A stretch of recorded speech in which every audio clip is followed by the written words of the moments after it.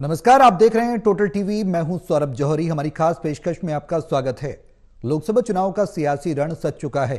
दिग्गज चुनावी प्रचार में अपनी अपनी ताल ठोकते नजर आ रहे हैं। बीजेपी जहां 10 की 10 सीटों पर अपनी जीत का दम भर रही है, तो वहीं कांग्रेस और इंडी अलायंस सरकार के खिलाफ एंटी इनकम्बेंसी को बनाने की कोशिश में है। ऐसे में मुकाबला एनडीए बनाम इंडी होता नजर आ रहा है। सवाल यह है कि 10 लोकसभा सीटों के लिए एक चरण में 25 मई को होने वाली वोटिंग में वोटर्स किस पर भरोसा जताएंगे, यह बड़ा सवाल है।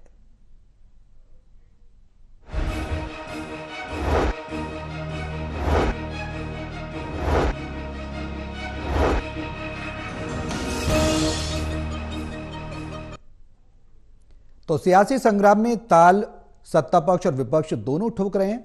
वोटर्स सब खुलकर मुखर भी होने लगे हैं, अपनी अपनी बातें भी करने लगे। और हित की बात, जाहिर सी बात है, प्रजातंत्र में वोटर्स देखता भी है और मतदाता के जहन में ये बात रहती है कि जो पार्टी हमारा हित करेगी, बेरोजगारी, भ्रष्टाचार, ये तमाम मुद्दे खूब जोरों शोरों से प्रदेश में उछल रहे हैं। फायदा, वोटर्स अपना नफा नुकसान भी देखेंगे तो ही वो पार्टी को वोट करेंगे। बीजेपी जहां दमखम भर रही है, 10 की 10 सीटों को जीतने का दावा भर रही है, तो वहीं कांग्रेस भी कोई कोर कसर नहीं छोड़ रही है। एंटी इनकम्बेंसी, बेरोजगारी, भ्रष्टाचार जैसे तमाम मुद्दों को लेकर कांग्रेस मैदान में है। वोटर्स किस पर अपना भरोसा जताएंगे, ये तमाम सवाल हैं। और क्या रुख रहेगा इस चुनाव का, इन तमाम मुद्दों पर करेंगे चर्चा। हमारे सहयोगी हमारे साथ मौजूद हैं। एसोसिएट एडिटर हैं हिसार से डॉक्टर महेश कुमार, पानीपत से एसोसिएट एडिटर हैं देवेंद्र कथुरिया, और वरिष्ठ पत्रकार वीरेंद्र सोरी जी हमारे साथ इस चर्चा में शामिल हैं। आप सभी के साथ मैं चर्चा को आगे बढ़ाऊं, लेकिन उससे पहले एक रिपोर्ट देखिए, फिर करेंगे चर्चा की शुरुआत।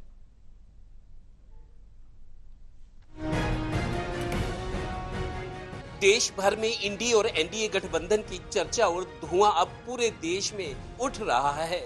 एक तरह से ये एनडीए गठबंधन वर्सेस इंडी गठबंधन हो गया है। प्रदेश भी छठे चरण में 25 मई को देश के सबसे बड़े चुनावी पर्व के लिए तैयार है। नेता, अभिनेता, उम्मीदवार और पार्टी कार्यकर्ता अपनी अपनी पार्टी को योर बेस्ट चॉइस बता रहे हैं। लेकिन हम बात करेंगे सिर्फ वोटर्स की, जो जनप्रतिनिधि और सरकारें बनाते हैं, उन्हें रवाना भी करते हैं, ताकि सत्ता से संघर्ष और संघर्ष से सत्ता का पाठ याद रहे।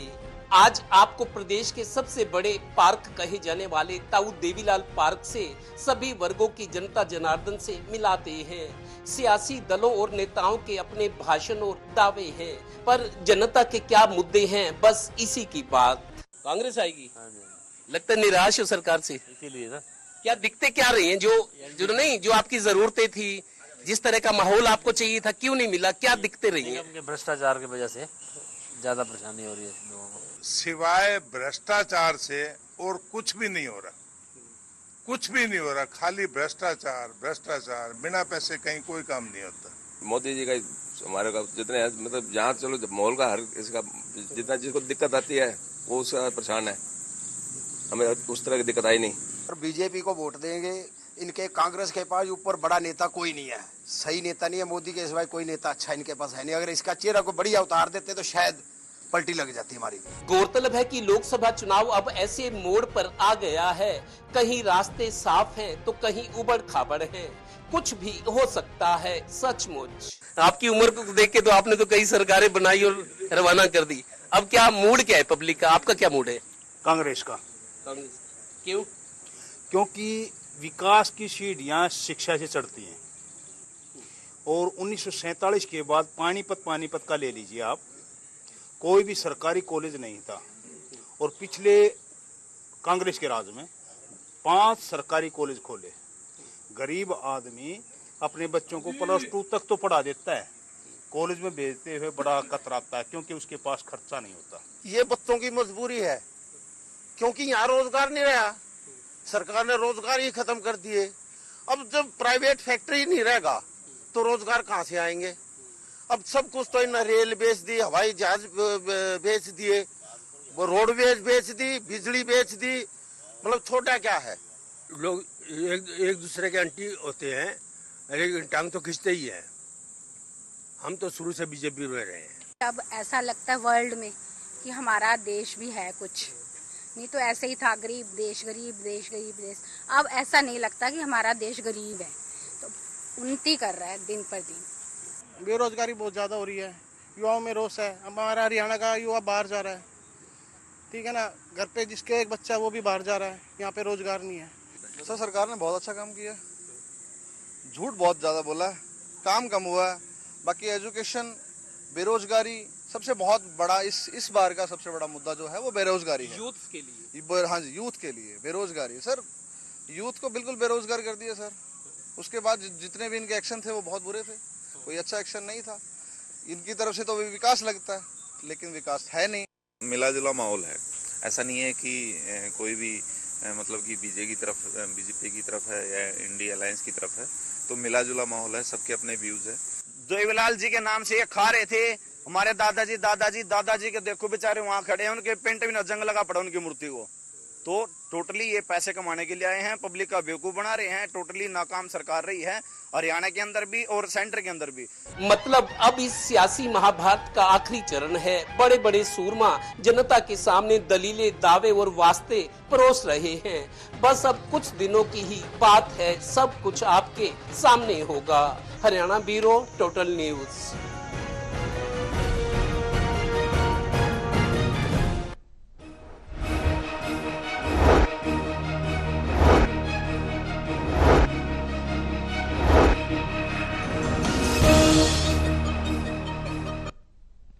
तो लोकसभा चुनाव का सियासी रण सज चुका है। अब कुछ दिनों के बाद वोटिंग होगी।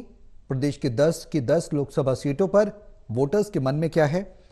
देवेंद्र, जो चुनावी माहौल आप देख रहे हैं, जो वोटर्स के मन में आपने जानने की कोशिश की, पड़ताल करने की कोशिश की, उनको खंगालने की कोशिश की, एनडी बनाम इंडी, कौन किस पर भारी, माहौल क्या कहता है? दर्शकों को जिन लोगों से बात की, इससे भी ज्यादा थे, लेकिन मेरे को लगता है लोग अपने अपने तरीके से जिसके मन में जो है अब वो मुखर होने लगे हैं। क्योंकि हरियाणा की बात करें तो अब आखिरी हफ्ता ही बचा है। आखिरी आज शुक्रवार है, शनिवार को, अगले शनिवार को वोटिंग है। वोटिंग, मतदान हो जाएगा, ईवीएम में किस्मत उम्मीदवारों की बंद हो जाएगी, लोगों की राय बंद हो जाएगी। महज एक हफ्ता है, अब लोग मुखर हो रहे हैं। सुबह पार्क में जो लोग आते हैं, हालांकि वो आपस में भी चर्चा करते हैं, हम मीडिया पर्सन के नाते गए तो लोगों ने खुलकर बात की। अब लोग छिपा नहीं रहे। लेकिन देखिए, मुद्दों की बात करें तो हरियाणा की बात करें, हरियाणा से बाहर भी करें, बेरोजगारी हरियाणा के बाहर भी एक मुद्दा है, हरियाणा में भी है। कहीं ज्यादा है, कहीं कम है। उसके अलावा महंगाई का मुद्दा है, भ्रष्टाचार की बात है। पानीपत के लोगों ने बताया कि प्रॉपर्टी आईजीओ पिछले 2-2.5 साल से लोगों के गले की फांस बनी हुई है। आज भी हालांकि सुधार बहुत हुआ है, कोशिशें हुई हैं, सरकार ने सख्ती भी की, लेकिन प्रॉपर्टी आईडी अब भी बनवाने के लिए थोड़ा सा प्रताड़ना अब भी नजर आती है। हालांकि कई लोगों की बन जाती है, लेकिन उनको घुमाया जाता है।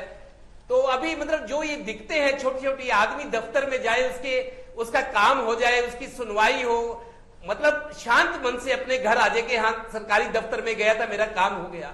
चक्कर काटने पड़ते हैं। भ्रष्टाचार का आलम अब भी है।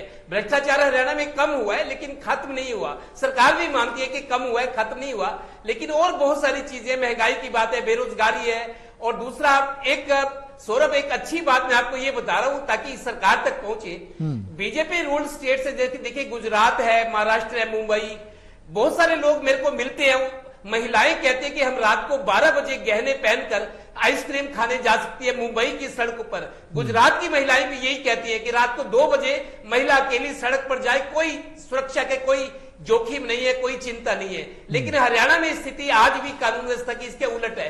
8 बजे किसी महिला की हिम्मत नहीं वो घर से निकल जाए, और गहने पहनकर जो है ना, तो बहुत बड़ा जोखिम है। तो मतलब कानून व्यवस्था की जो बात है, जो एक सिस्टम काम करता है, उसमें बीजेपी रूल स्टेट जैसे महाराष्ट्र है, मध्य प्रदेश है या गुजरात है, हरियाणा में कानून व्यवस्था भी मेरे को लगता है उतनी अच्छी नहीं है कि महिलाएं खुद को सुरक्षित समझे। तो अपने अपने लिहाज से लोग अब जाहिर कर रहे हैं, एक्सपोज कर रहे हैं चीजों को, और अपने मन की बात बाहर निकाल ले, ताकि इन नेताओं को, उम्मीदवारों को, पार्टी कार्यकर्ताओं को समझ आए कि लोगों की परेशानियां क्या है, उनके मुद्दे क्या है, ताकि ये मुद्दे बाहर आए और उनका समाधान हो। बिल्कुल ठीक है।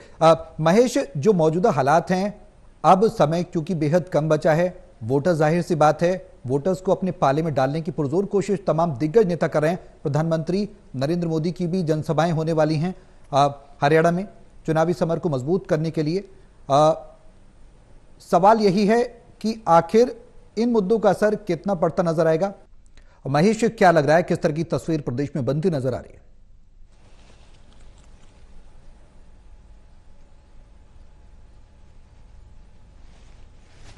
देखिए, शुरुआत में लग रहा था कि भारतीय जनता पार्टी को सिर्फ एक सीट पर चुनौती मिल सकती है। राम मंदिर का जिस समय प्राण प्रतिष्ठा कार्यक्रम चल रहा था, उस वक्त हम एहसास करने की कोशिश कर रहे थे कि शायद इस बार भी लोकसभा चुनाव में सामने कोई खड़ा नहीं हो पाएगा। तूफान और आंधी इतनी होगी कि सामने जो भी विरोधी खड़ा होगा वो मोदी के नाम की आंधी को नहीं सह पाएगा। लेकिन जब परिस्थितियां बदलती हुई नजर आई, भारतीय जनता पार्टी ने पूरे विश्वास के साथ जो है उम्मीदवारों का ऐलान कर दिया, लेकिन जैसे ही कांग्रेस पार्टी के उम्मीदवारों की लिस्ट सामने आई, उसके बाद परिस्थितियां बदलती चली गई और एक के बाद एक हर दिन हमने देखा कि परिस्थितियां इतनी बदलती चली गई कि जो एक सीट पर मुकाबला नजर आ रहा था वो अब 8 सीटों पर 7 सीटों पर मुकाबला देखने को मिल रहा था। उसके बाद बची 3 सीटों का अगर हमने जिक्र करने की कोशिश की तो उसमें भी ये कहा गया कि यहां पर हर दिन जो चुनाव है बदलता हुआ नजर आ रहा है, यानी परिस्थितियां बदल रही थी, चुनौतियां सामने खड़ी हो रही थी। जो लगातार वायदे यहां पर किए जा रहे थे, और मैं खासकर युवाओं का यहां पर जिक्र करने की कोशिश करूंगा। हरियाणा प्रदेश के अंदर एजुकेशन को लेकर जो परिस्थितियां बननी चाहिए थी, महंगी एजुकेशन, और उसके साथ ही जो कमाई के साधन थे वो ना के बराबर देखने को मिले। हो सकता है कि कुछ बिना खर्ची के, बिना पर्ची के कुछ नौकरियां जरूर मिली होंगी, लेकिन 0.25% भी नहीं है वो जितने आवेदन आते हैं, लाखों की संख्या में आवेदन आते हैं, और कुछ की संख्या में कह सकते हैं कि कुछ 100 ही अधिकतम जो नौकरियां हैं वो हासिल हो पाती हैं। बाकी लाखों जो आवेदक हैं वो बेरोजगारी की हालत में है, अच्छे से अच्छी डिग्री उनके पास है, लेकिन ये कहा गया कि स्किल्स उनके पास नहीं है, तो उसके बाद उन्हें रोजगार नहीं मिल पाया। मुझे सबसे बड़ी अगर निराशा किसी एक खास वर्ग में देखने को मिल रही है तो मुझे लगता है कि यूथ में देखने को मिल रही है। ये वही यूथ है जो लैपटॉप चला रहा था, जो IT के जमाने में था, वो यूथ जो लगातार मोदी के साथ बना हुआ था, लेकिन अब बदली परिस्थितियों में क्या वो यूथ यहां पर मोदी के साथ खड़ा नजर आ रहा है? तमाम जो परिस्थितियां पहले मोदी के समर्थन में खड़ी नजर आ रही थी, अब उनमें चुनौतियां यहां पर देखने को मिल रही है। मैं ये नहीं कहता कि कौन हार जाएगा, कौन जीत जाएगा, लेकिन मैं इतना जरूर कहता हूं कि जो माहौल एक तरफ देखने को मिल रहा था वो एक तरफा माहौल नहीं है। चुनौती ज्यादातर सीटों पर झेलनी पड़ रही है। चुनौती भी ऐसी कि यहां पर सांसें फूलती हुई नजर आ रही है। भारतीय जनता पार्टी की नई तरीके से रणनीति बनाने की जरूरत पड़ रही है। शुरुआत में कैंडिडेट्स को सामने रखा गया था, ये कोशिश की गई थी कि इन्हीं चेहरों पर जो है जनता भरोसा करेगी, लेकिन बाद में रणनीति में परिवर्तन यहां पर करना पड़ा। फिर ये करना पड़ा कि कैंडिडेट्स के नाम को पीछे हटाइए, कैंडिडेट्स के चेहरे को पीछे हटाइए, सिर्फ मोदी के नाम को सामने लेकर आइए, मोदी के नाम के पर वोट मांगने का काम कीजिए, मोदी की गारंटी सबसे बड़ी गारंटी मानिए। कैंडिडेट्स को आप बीच में से हटा लीजिए। कुछ फौरी तौर पर आए हैं, कुछ थोड़ा पहले आ चुके थे, तो ऐसे में भारतीय जनता पार्टी की विचारधारा के साथ ये मैच करें या ना करें, वोटर जाने कितना एक्सेप्ट करेंगे, ये रणनीतिकारों को समझ में आया। तो यकीनन मैं कह सकता हूं कि फैसला जनादेश जो है वो जनता ने देना है, जनता ही आखिरी फैसला देगी। लेकिन मैं इतना जरूर कह सकता हूं कि भारतीय जनता पार्टी जो सिर्फ एक सीट पर चुनावी मुकाबले का जिक्र हरियाणा प्रदेश की 10 सीटों पर कर रही थी, ज्यादातर सीटों पर चुनावी मुकाबले में इस वक्त फंसी नजर आ रही है। वीरेंद्र जी, चुनावी समर है, दावे तमाम पार्टी अपने ठोक रही हैं, चाहे बीजेपी हो या फिर कांग्रेस हो। बेरोजगारी, भ्रष्टाचार, अग्निवीर जैसे मुद्दों को कांग्रेस लेकर कहीं ना कहीं मैदान में है, तो बीजेपी कांग्रेस के कुशासन को लेकर, जो 60 साल का कुशासन रहा उसको लेकर मुखर होती नजर आ रही है। साथ ही अपने काम भी, केंद्र सरकार के काम भी गिना रही है। वीरेंद्र जी, सबसे ज्यादा प्रभावित इस चुनाव में क्या फैक्टर करने वाला है? कौन सा मुद्दा है जो सबसे ज्यादा प्रभावित इस चुनाव को करता नजर आएगा? क्योंकि वोटर सब खुलकर अपने अपने मन की बात, दिल की बात कहने लगे हैं। देखिए, जिन मुद्दों की हम चर्चा कर रहे थे, वास्तव में वो मुद्दे गंभीर हैं, वो मतदाताओं को प्रभावित भी करते हैं। इसके अलावा दूसरे भावनात्मक मुद्दे भी हैं। अब देखिए, आलोचना उसकी होती है जिससे कोई आस होती है, उम्मीद होती है। अगर वो कसौटी पर नहीं खरा उतरता तो उससे निराशा होती है। जो ये मुद्दे हैं, जो हम मुद्दे उठा रहे हैं, जो मतदाताओं की अपेक्षा है, क्या ये दूसरे इंडिया गठबंधन से ऐसी अपेक्षा पूरी हो सकती है? देखिए, आलोचना तो है, भारतीय जनता पार्टी की सरकार की आलोचना हो रही है। उसके कारण जो है सरकार के खिलाफ जो रोष है, 9 वर्ष का शासनकाल है, तो लोगों की अपेक्षाएं पूरी नहीं हुई। लेकिन अब जो है, क्या दूसरा दल इन जो अपेक्षाओं पर खरा उतरने की स्थिति में है?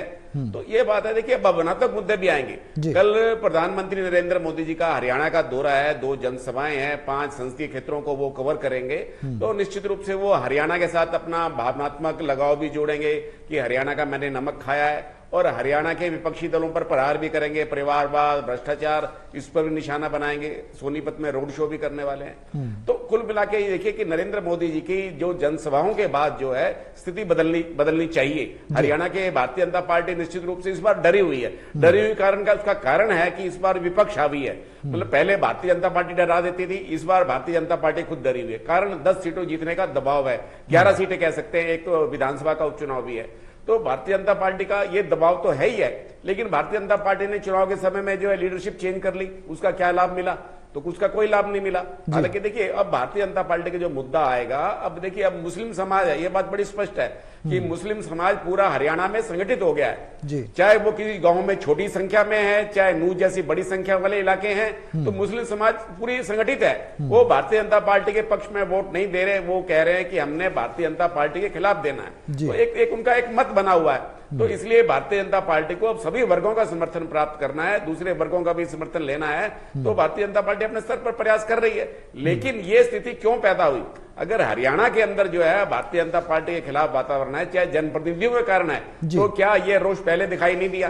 तो मतलब ये है कि विधायकों के खिलाफ भी आक्रोश है, जो सांसद हैं वो कसौटी पर खरा नहीं उतरे, जो पार्षद हैं वो तो भ्रष्टाचार के बिल्कुल ही एक प्रतिमूर्ति बने रहे। तो लोगों में ये लगता है कि भारतीय जनता पार्टी के जो दावे हैं ये खोखले हैं। लेकिन लोगों को अपेक्षा भी है तो भारतीय जनता पार्टी से है। देखिए अगर राम मंदिर का मुद्दा था, भावनात्मक मुद्दा है कि ये लोगों की बातें जो धारा 370 है ये भी उपलब्धि है, लेकिन लोग भारतीय जनता पार्टी से ज्यादा अपेक्षा करते हैं कि भारतीय जनता पार्टी को और काम करने की आवश्यकता है। अगर भारतीय जनता पार्टी के नेताओं ने इस जो हालात बने हुए हैं इनसे सबक नहीं लिया तो विधानसभा चुनाव में उनको और भी परेशानी हो सकती है। ये बात ठीक है कि लोग चाहते हैं कि केंद्र में मोदी हो और हरियाणा में हुड्डा हो, एक भावना बनी हुई है लोगों की, लेकिन ये स्थिति कब तक बनी रहेगी?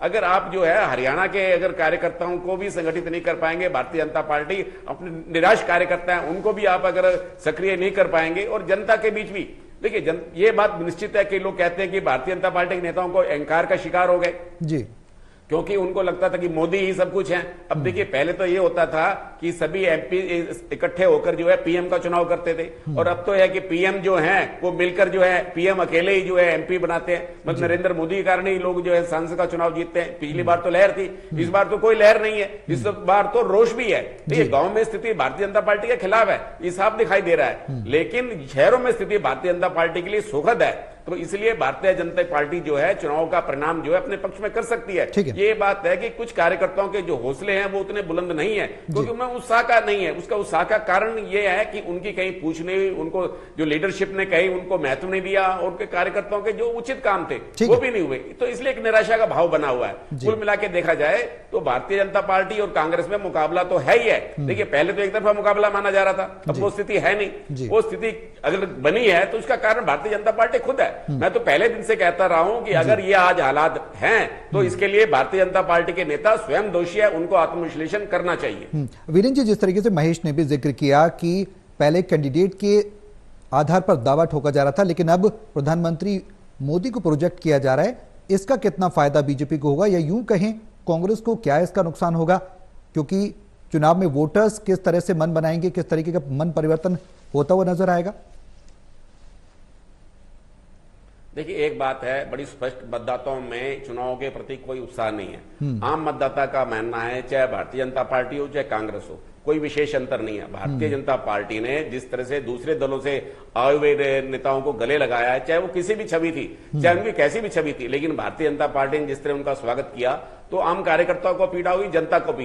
ये लोग ये नहीं चाहते कि भारतीय जनता पार्टी एक वॉशिंग मशीन बने, लेकिन भारतीय जनता पार्टी के नेताओं ने इस तरह का सोचा नहीं है। तो उनको तो ये अभिमान था कि वो मोदी का सारे जो है सारी नैया पार हो जाएगी, लेकिन अब उनको पता लग रहा है कि कहीं ना कहीं उनसे गलतियां भी हुई हैं, और जिनको मतदाता मतलब आम मतदाता उनसे ये अपेक्षा नहीं रखता। Bharatiya Janata party with A difference की छवि थी, लेकिन पार्टी में ऐसी बात रही नहीं। तो पार्टी ने दूसरे दलों के जो कैसे भी नेता थे जिनकी छवि संदिग्ध थी उनको अपने साथ जोड़ लिया, तो पार्टी की छवि को आघात तो लगा ही है। मतलब अब लोग ये सोचते हैं कि नरेंद्र मोदी तो प्रधानमंत्री बनना चाहिए, लेकिन हमारे वाला जो प्रत्याशी है वो भले हार जाए। मतलब अपने, क्योंकि उनको अपने प्रत्याशी के खिलाफ रोष है, अपने यहाँ की स्थानीय समस्याओं के कारण रोष है। वो कहते हैं मोदी तो प्रधानमंत्री भले बन जाए, बनना भी चाहिए, लेकिन उनका प्रत्याशी जो है वो चाहे हार जाए उसका उन्हें कोई गम नहीं। इसका कारण ये है कि लोगों को इस बात की, जो लोगों की अपेक्षाएं थी वो सरकार के स्तर पर पूरी नहीं हुई। कहीं ना कहीं बिल्कुल जो मुद्दे उठाए वो गंभीर है, निश्चित रूप से लोगों में आक्रोश है, लेकिन अपेक्षा भी भारतीय जनता पार्टी से है कि भारतीय जनता पार्टी ही ये बदलाव ला सकती है और उसमें क्षमता है, और पार्टी पहले भी ऐसे कई साहसिक निर्णय लिए हैं और आगे चलकर भी लेगी। देवेंद्र, जो जातीय समीकरण है जाट वर्सेस गैर जाट का, वो कितना प्रभावी रहेगा? क्योंकि जाहिर सी बात है ध्रुवीकरण किया जाएगा, वोटर्स को अपने पक्ष में लाने की कोशिश की जाएगी चुनाव में राजनीतिक दलों के द्वारा, वो कितना प्रभावी रह सकता है? देखिए सौरभ, हरियाणा में, मैं हरियाणा की बात कर रहा हूं, हरियाणा में बीजेपी नेता और उनकी जो रणनीति है, जो प्लानिंग है, जो उन्होंने सोचा है, मेरे को लगता है जाट नॉन जाट पे ये इलेक्शन टिकेगा। इस तरह के कयास लगाए जा रहे हैं और बीजेपी के नेता और बीजेपी मान रही है कि जाटों का वोट, सिर्फ मैं बताऊं, पानीपत की बात बताऊं, बहुत लोगों से बात होती है, उनका ये कहना है कि जाट समुदाय के जितने वोट डलेंगे किसी भी विधानसभा में, लोकसभा के लिए, तो उसमें आप ये मानिए 5 या 10% बीजेपी के हिस्से में जाएगा, बाकी विरोध में जाएंगे, ये मान लिया गया है। और उसी तरीके से अब रणनीति संशोधित की गई है। और मैं पानीपत के इस राणा की बात करूं, उस और जगह की बात करूं, ये बिल्कुल अब ये आसार और कयास लगाए जा रहे हैं कि जाट नून जाट पे ये चुनाव टिकेगा और इसकी कोशिश खुद बीजेपी के लोग कर रहे हैं। अगर जो पोल्ड वोट्स होगा जाट कम्युनिटी का, उसमें 5 से 10% तक जाएगा बीजेपी को, जो बीजेपी से जुड़े हुए हैं या उदार किस्म के, या कुछ ऐसे लोग भी हैं जाट परिवार जिनके बच्चों की नौकरियां लगी है मेरिट आधार पर, उनको उम्मीद नहीं थी कि बिना सिफारिश नौकरी लग सकती है। तो मेरे को बताते हैं कि कुछ जाट परिवार भी ऐसे हैं जो इस चीज से प्रभावित है कि मेरिट के बेस पर उनके बच्चों को नौकरी मिली है, वो भी इस सरकार के साथ है, और जो बीजेपी से जुड़े हैं वो भी हैं, और कुछ उदार किस्म की। टोटल पोल्ड वोट्स का किसी भी जगह पे आप मानिए 10% तक बीजेपी को जाएगा, बाकी खिलाफ जाएगी। ठीक है, महेश, टफ फाइट की बात की जाए तो किन सीटों पर सबसे ज्यादा फाइट देखने को मिलेगी? मतदाताओं में उत्साह, जिस तरीके से विनीत जी भी कह रहे हैं, कम है। अगर कांटे की टक्कर की बात की जाए तो कौन सी सीट्स वो हो सकती हैं? और रिजर्व सीट की बात की जाए तो कौन सी सीट्स ऐसी हैं जो बीजेपी के पास रिजर्व है?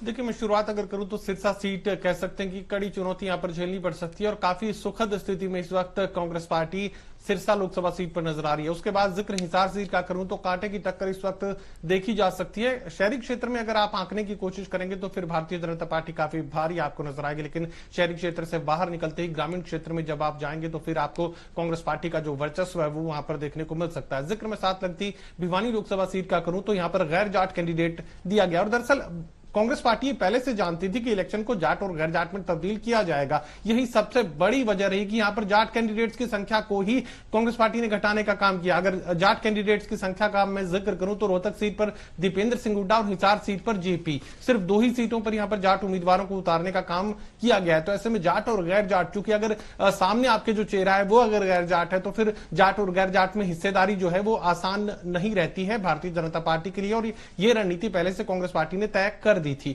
अब भिवानी सीट का मैं जिक्र करूं तो यहां पर भी कांटे की टक्कर देखने को मिल रही है। जिक्र यहां पर अगर सोनीपत सीट का करें तो यहां पर भी जो है बेहद कड़ा मुकाबला यहां पर देखने को मिल रहा है और जातिगत इक्वेशंस जो यहां पर भूपेंद्र सिंह हुड्डा ने सेट करने की कोशिश की है, जाट वोट जो है वो खुद अपने कैंडिडेट को डलवाने का काम कर रहे हैं और सतपाल ब्रह्मचारी जो है ब्राह्मण जो वोट है वो खुद हासिल करते हुए नजर आ रहे हैं। तो यकीनन यहां पर जातिगत इक्वेशन भी सोनीपत सीट पर सुखद कांग्रेस पार्टी ने अपने लिए बना ली है। ज्यादातर सीटों का मैं जिक्र करूं तो जो आप सवाल सामने रख रहे थे कि भारतीय जनता पार्टी सबसे सुखद स्थिति में कौन सी लोकसभा सीटों पर हो सकती है, सबसे पहला नाम आएगा करनाल लोकसभा सीट। करनाल लोकसभा सीट पर भारतीय जनता पार्टी की स्थिति सबसे सुखद इस वक्त नजर आ रही है। उसके बाद आप गुरुग्राम और फरीदाबाद सीट का नाम ले सकते हैं जहां पर जाट वोट की जो संख्या है काफी कम देखने को मिलती है। तो यकीनन ऐसी लोकसभा क्षेत्र, ऐसे लोकसभा क्षेत्र, समय की कमी के कारण मुझे आपको रुकना पड़ेगा यहां पर।